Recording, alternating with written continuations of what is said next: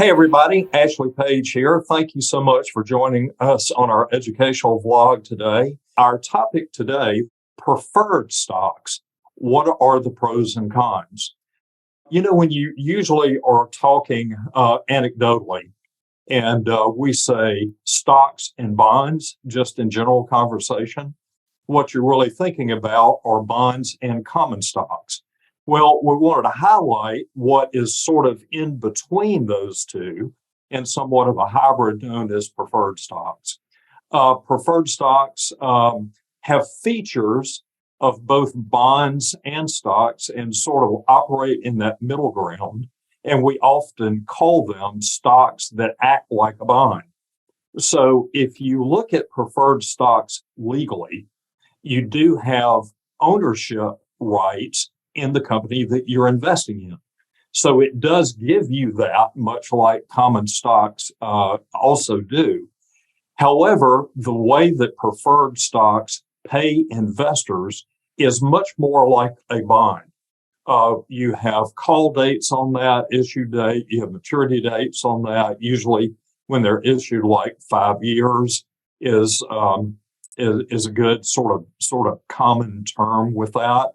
And so when you look at that, the best way to look and to refer to preferred stocks is sort of a hybrid.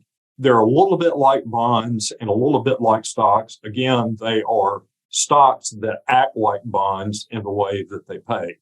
So the main advantage that you have in owning preferred stock is their dividend yields that they pay out are generally higher than common stock. So that's the main thing. They pay a little bit more. Secondly, their dividends have a tendency, not always, but to be a little bit more regular with the company paying those out. To give you a little nuance there, though, you can have what's called a cumulative preferred stock or non-cumulative. What's the difference there? A cumulative preferred stock, a company can miss a preferred stock dividend on cumulative, but as the word suggests, they have to go back at some point and make that up. They owe you that. A non-cumulative, they can miss from time to time. But second big advantage is that the dividends have a tendency to have more regularity to them. Also, too, because they do behave somewhat like a bond, preferred stocks have a low risk of capital loss. We'll see in a minute, you don't participate so much in the residual profit pickup with preferreds, but they're a little bit safer in that way because you're taking a little bit lower capital risk vis-a-vis common stock, that they have a little bit less risk on that. And the other thing that you have, again, they operate very much like a bond in the way that they move. When interest rates fall, their face value on preferred stocks can gain.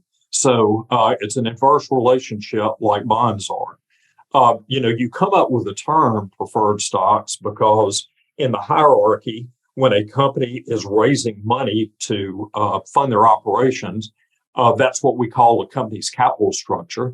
First, what they'll do is they'll go out and borrow from a bank, that's up top. And then down below that a little bit, they'll issue bonds to investors.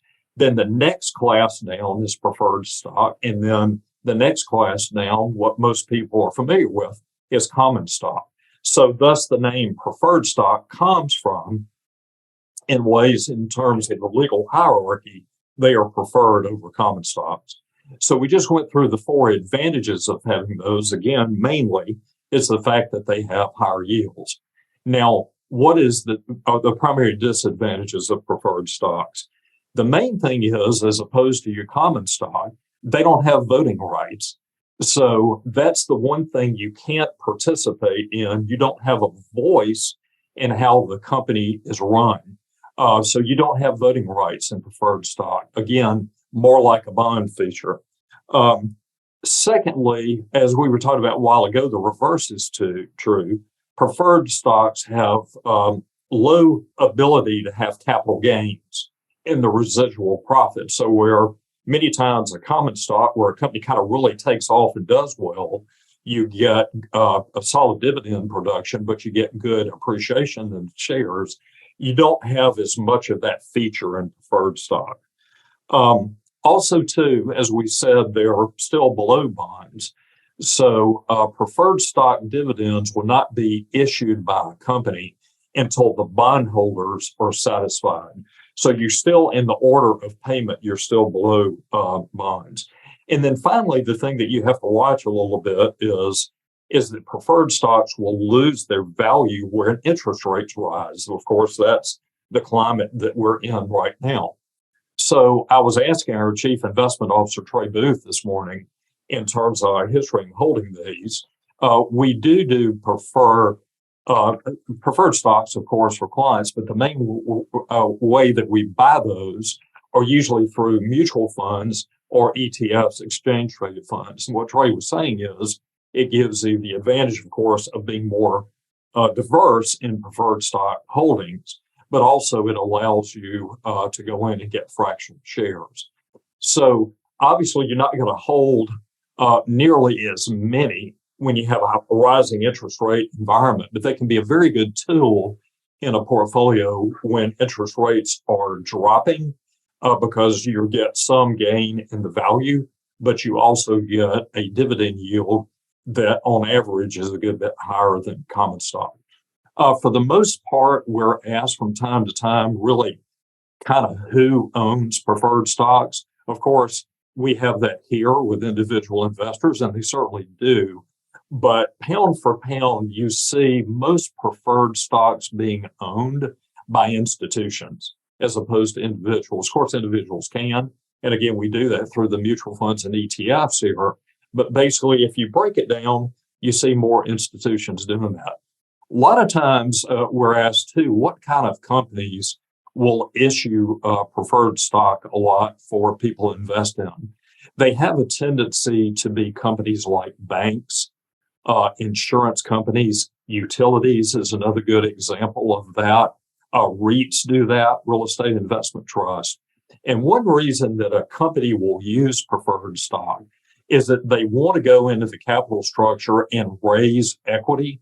But because they don't give up voting rights, many companies will issue those that are concerned maybe later about a hostile takeover because they are putting an equity fundraising tool out there. But again, you don't have voting rights in it, so that's a good way for them to avoid that.